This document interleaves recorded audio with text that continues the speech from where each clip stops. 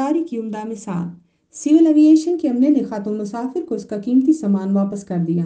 تفصیلات کے مطابق کراچی سے اسلام آباد آنے والی مقامی ایئر لائن کی پرواز نمبر ER502 کی مسافر خاتون کو اس کے 40 لاکھ روپے مالیت کی اشیاء واپس کر دی گئی۔ ایئرپورٹ چھوڑنے سے قبل مذکورہ خاتون اپنا قیمتی سامان مسافر لیول 2 پر واقع بیبی چینج روم میں بھول گئی تھی۔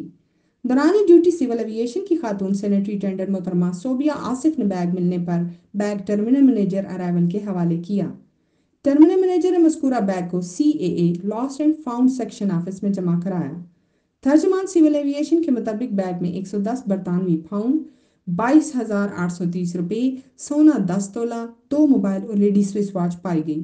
اگلے ہی دن اسلام آباد اور رپورٹ سے رابطہ کرنے پر بیگ اطمینان کے بعد مسافر کے حوالے کر دیا گیا۔ خاتون مسافر نے سول ایویشن عملے کا شکریہ ادا کرتے ہوئے ان کی ایمانداری کی تعریف کی۔